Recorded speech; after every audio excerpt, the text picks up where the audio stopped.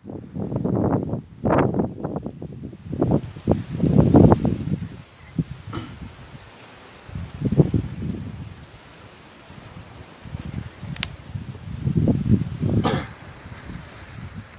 காளி ஓம் நமச்சிவாய. கண்ணுள் கருமணியை கற்பகத்தை காஞ்சனத்தை பெண்ணுருவ பாதியனை பேசரிய முப்பொருளை விண்ணின் நமதை விளக்கொளியை வெங்கதிரை தன்னொளியை உள்ளில் வைத்து சார்வோம் சாருபேனை. ஓ நமச்சிவாய. ஓம் ஈசா ஈசாய போற்றி. ஈசன் என்பதற்கு எங்கும் வியாபித்துள்ளவன் என்று பொருள். ஈசன் உருவமாகவும் அருவமாக இருக்கிறான். அருவுருவமாக இருக்கக்கூடிய நிலையே சிவலிங்க சுரூபமாகும். உருவமில்லாமல் அருவமில்லை, அருவமில்லாமல் உருவமில்லை. ஒரு மலர் இருக்கிறது என்றால் அந்த மலரில் மனம் என்பது அருவம், அதில் மலர் என்பது உருவம். மலர் இல்லாமல் மனம் இல்லை, மனம் இல்லாமல் மலர் இல்லை. இதுபோல உருவம் இல்லாமல் அருவம் இல்லை, அருவம் இல்லாமல் உருவம் இல்லை. உருவம் அருவம் சேர்ந்தால்தான் இறைசக்தி அங்கே மிகப்பெரிய சக்தியாக செயல்படும். அதுபோல் ஈசன் எங்கும் அருவாகும் உருவாகும் அருவுருவாகி விளங்குகின்றான். ஈசன் அருளாலே சர்வலோகங்களும் சர்வ மூலிகைகளும் சர்வ பிரபஞ்ச மண்டலங்களும் சர்வ அண்ட வெளிகளும் இயங்கிக் கொண்டிருக்கிறது. ஓம் காளி ஓம் நமச்சிவாய. இன்று நாம் பார்க்கக்கூடிய மூலிகை கருமஞ்சள். கருமஞ்சள் என்ற மூலிகை. இந்த கருமஞ்சள் என்ற மூலிகை அபூர்வமானது. 64 காயகரப்பத்தில் இது ஒன்று. கருமஞ்சள், கருநெல்லி, கருநுச்சி, கருவாகை, கடலை, செம்பூத விருட்சம், கரும்பூத விருட்சம், சட விருட்சம், ரோம விருட்சம் என்று 64 காயகற்ப மூலிகைகள். இது அபூர்வ வகை. இந்த கருமஞ்சள் என்ற இனம் 2 வகை இருக்கிறது. விராலி கருமஞ்சள், உருண்ட கருமஞ்சள் என்று இருக்கிறது. அந்த 2 மருத்துவ குணம் உள்ளது. அதில் ஒன்றை நாம் இன்று காண்போம். கருமஞ்சள்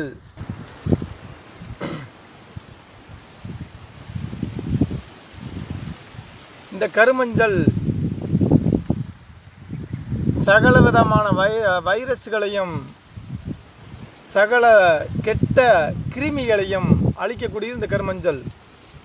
லோகமாற்றும் வித்தை செய்யக்கூடியது இந்த கருமஞ்சளுக்கு இருக்கிறது. தாழ்ந்த லோகத்தை உயர்ந்த லோகமாக மாற்றக்கூடிய சக்தி இந்த கருமஞ்சளுக்கு இருக்கிறது. இதில் உள்ள அந்த மருத்துவ குணம் அமிர்தத்தை தாங்கி நிற்கின்றது. இது கருமஞ்சளுடைய கிழங்கு. கருமஞ்சள் கிழங்கு.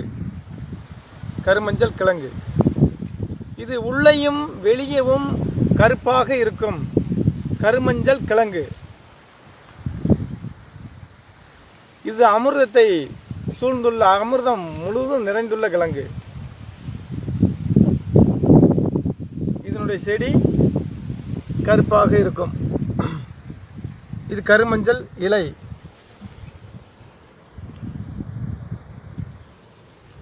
இதன் கிழங்கு முழுவதும் கருப்பாக இருக்கும்.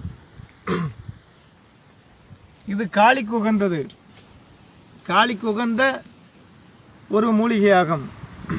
இது லோகத்தை தாழ்ந்த லோகத்தை உயர்ந்த லோகமாக மாற்றக்கூடிய சக்தி இந்த கருமஞ்சளுக்கு இருக்கிறது. இது அழிந்து போய் கொண்டு வருகின்ற ஒரு இனம். இந்த இனத்தை மேலும் உருவாக்கி பல மடமாக அதிகப்படுத்த வேண்டும் என்பது சித்தர்களுடைய நோக்கமாகும். அழிந்து விடக்கூடிய மூலிகைகளை சேகரித்து அழிய விடாமல் உருவாக்கி எல்லா மக்களுக்கும் நோய்களிலிருந்தும் நொடிகளிலிருந்தும் காப்பாற்ற வேண்டும் என்பதே சித்தருடைய நோக்கமாகும். இந்த கருமஞ்சள் இரும்பு கம்பியை செம்பாக மாற்றக்கூடிய சக்தி இந்த கருமஞ்சளுக்கு இருக்கிறது.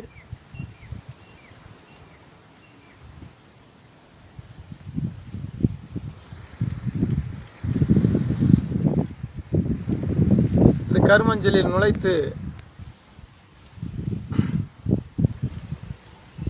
இந்த செம்பு கம்பியை செம்பாக மாறும். இந்த இரும்பு கம்பியை கருமஞ்சள் நுழைக்க செம்பாக மாறக்கூடிய சக்தி இருக்கிறது.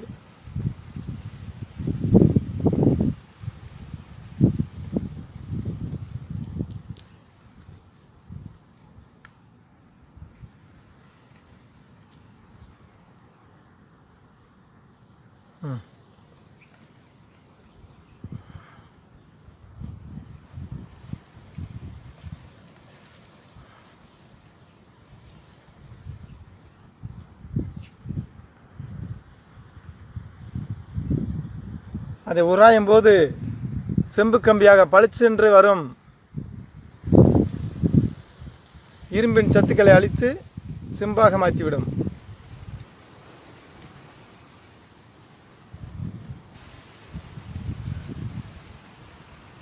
இந்த இரும்பு கம்பியை செம்பாக மாற்றக்கூடிய சக்தி இந்த கருமஞ்சளுக்கு உண்டு.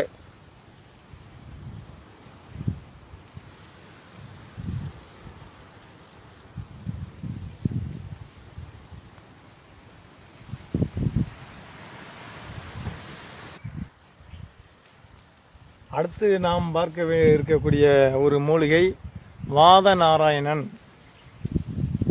வாதநாராயணன், இந்த வாதநாராயணனுடைய இலை, பூ, காய் எல்லாமே மருத்துவ குணங்களை கொண்டது. இது வாதத்தை நீக்கக்கூடிய ஒரு வல்லமை கொண்ட மூலிகை வாதநாராயணன். இந்த இலையை நாம் பொடி பண்ணி தினமும் காலையில் உணவை சாப்பிட்டு வரும்போது நம் உடம்பில் உள்ள சகல வாதங்களும் நீங்கும். சர்வ வாதங்களும் சகல வாதங்களும் நீங்கக்கூடிய ஒரு ஆற்றல் இந்த வாதநாராயணனுக்கு உள்ளது. இதை முறைப்படி இந்த இலையை பிடுங்கி நிழலில் உலர்த்தி அதை காய வைத்து பொடி பண்ணி தினம் சாப்பிட சகல வாதங்களும் குணமாகும். இரத்த விருத்தியாகும். நரம்பு